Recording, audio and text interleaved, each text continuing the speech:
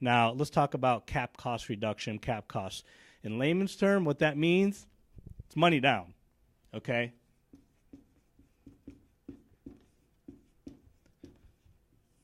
Okay, so this is your cap side of it. This is your residual side of it.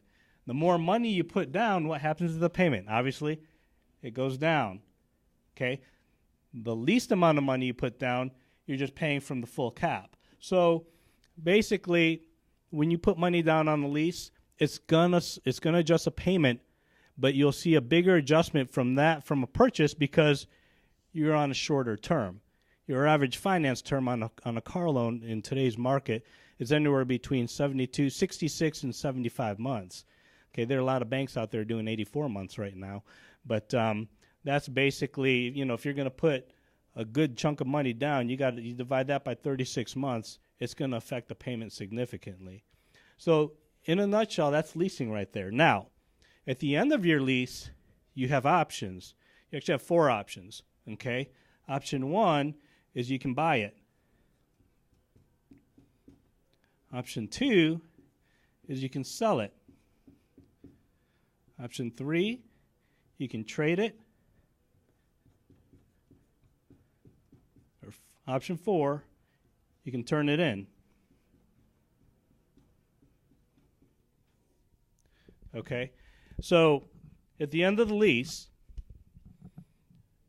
your residual on how this whole lease was predicated, your residual is printed on the back of your contract. Okay, so about 120 days out, the leasing company is going to send the customer a letter and saying, hey, your lease is about to expire. Would you like to exercise your options? So these are your options right here. So what we do is they'll invite you to come back into the dealership. We'll go to NADA, Black Book. We'll go to Edmunds. Okay, and we'll go through all these research pages, or you can do it at home, and we'll figure out what the market value is on your car. Now, cars are kind of like the economy. Remember back in 2008, gas went to $4 to $5 a gallon, and when that happens, what happens to the resale value of big trucks? They tumble, okay? And what happens is, at the end, we look, and if you're in a 3.5-year trade cycle, and the economy kind of takes a nosedive, and the resale value in your car falls apart, it's hard to get out because now this is what you owe, and that's what it's worth. You got a lot of that negative equity. So, what I like about the leasing side of it is, you can come in, and we'll look at what the market value is on your vehicle, and if it's something that you want to keep, usually the best part of a car's life is its first 3 years. This is per J.D. Powers. The best part of your car's life is the first 3 years. That's the enjoyment of putting gas in it and driving it. After 3 years, the cost of driving and the cost of ownership on a vehicle goes up significantly because at the end of 3 years, you've got to put tires on it. You've got to put brakes on it. You got to do flushes. You got to do cabin filters, air filters, and the maintenance on the vehicle gets very expensive.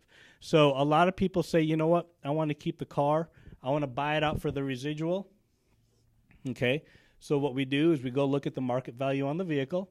Market value is strong on this vehicle. Market value is $15,500. Customer's got a little bit of equity in the car. Okay, what we would normally do at our store, and we do it all the time, is usually the bank or our captive lender, which is Honda, you run it through the shop. We put a 100,000-mile warranty on it. We can certify the vehicle. It's certified through the manufacturer, and a lot of times with that manufacturer, they'll come out with subvented programs like your 1.9 or 2.9% interest rate, and that's a very competitive rate on a pre-owned vehicle. Okay, so a lot of people will do that, and when they decide they want to keep it, then they'll put the Michelin tires on. You'll turn rotors, we'll slap new brake pads on it, we'll flush the braking system out, and we'll get the vehicle ready for the long overhaul. And again, we certify it a good competitive rate, and then we turn around and run it through that bank there. Okay, your second option is we could sell it. If you've got some equity in the car, you have someone who wants to buy it, you sell it, pay off the leasing company, and then you pocket the equity. And that happens a lot, when you get into a lot of these luxury cars that hold, all these hold very good resale value. There's not a whole lot of supply out there. Demand's very high, and that's basically how cars hold really good resale value. A car that has really good reliability, durability, good resale, those are the cars that are going to have the really good resale value. So a lot of people will take that route. A lot of people want to, if they do have equity in their car, a lot of people will use that equity to trade that vehicle in and use that equity to either lease another vehicle or buy another vehicle, and they can use that they can use that equity to readjust the cap to either keep the payments the same or lower the payments. Okay, and the fourth option, obviously, is to turn it in. Now, people rarely ever do this unless, again, going back to 2008, there's severe fallout on the vehicle. So some situations where this can happen is, again, going back to 2008, let's say you're in a Silverado or an F-150 or a Duramax or a Power Stroke or a Cummins, and we hit another 2008, gas goes up to $5 a gallon, people can't, they're killing themselves at the gas pump. We turn around and you can't get out of them because the resale value's fallen out of them. So if they were leased, we turn it in and walk away from it. And the leasing company assumes a loss, and that's their risk right there. And that's one of the competitive advantages is you'll never carry negative equity, okay, because a leasing company assumes the risk. These are called closed-end leases.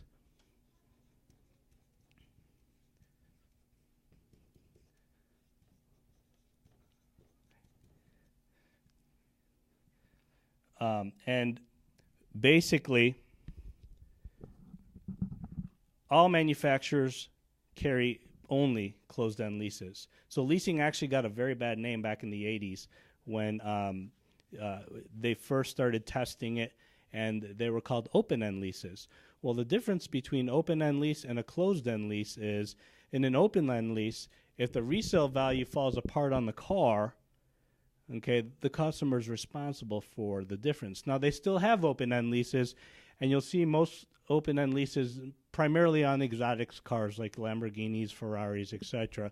And the reason why people will do a short-term open-end lease is for the tax credits. A lot of those cars are written through companies, and their accountants use them as tax deductions. So every car you see on the market, though, in today's market is going to have a closed-end lease where, again, the leasing company is going to assume all the risk on it.